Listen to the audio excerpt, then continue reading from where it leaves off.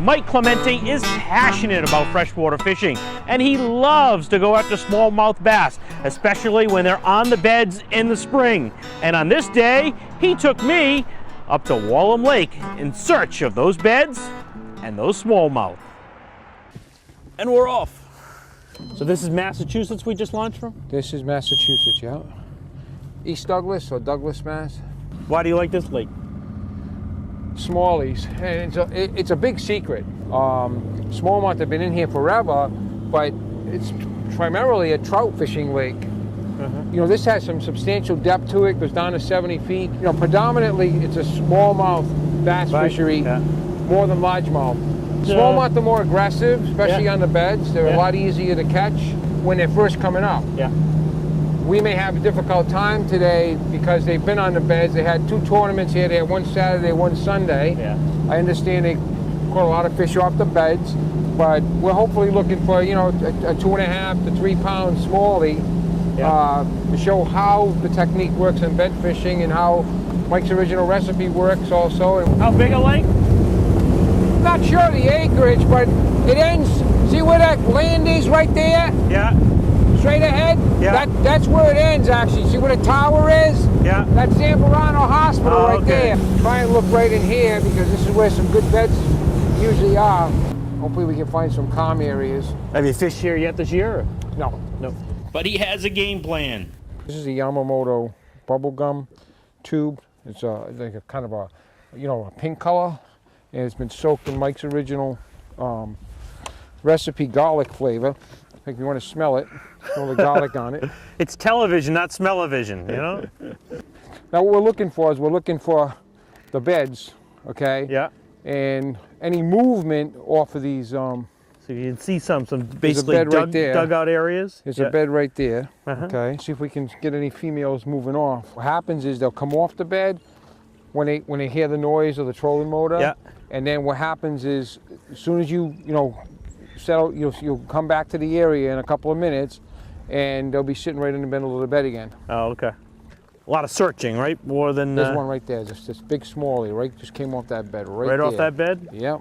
Okay. Hold on 1 second. I'm gonna go back over here. It's more of a protection thing. They actually try to remove the bait.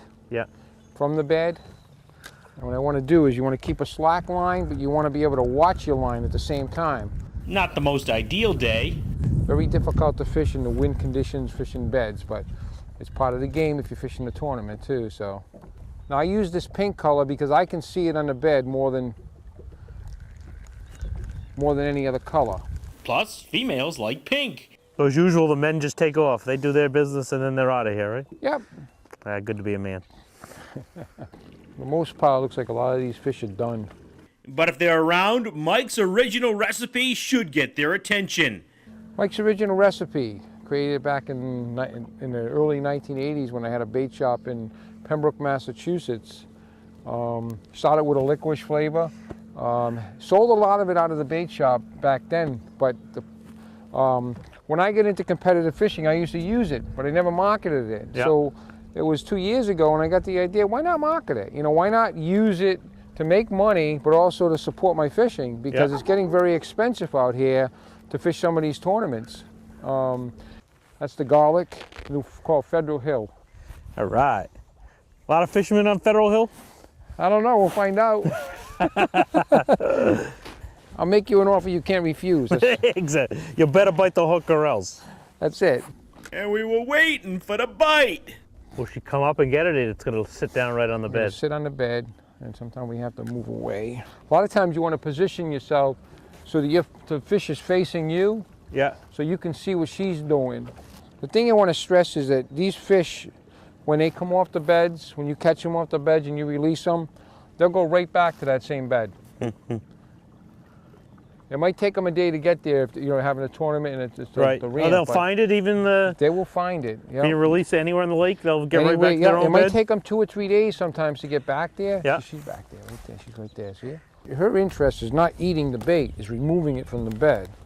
My job is to be able to hook her when she takes that bait. And in a tournament, you have to hook them in the mouth. You cannot hook them in the side or snag them. Mike making an adjustment. And this is what they call a bonky don or a drop shot weight. What'd you say it was, a Donkey Kong? A bonky don. Oh. It's a Japanese name, and I don't know what it means. Catch big fish, that's what it means. I know a little Japanese about that okay, much. catch big fish, okay. Drop shot, the technique is basically let it sit on the bed, keep a slack line, and just shake it.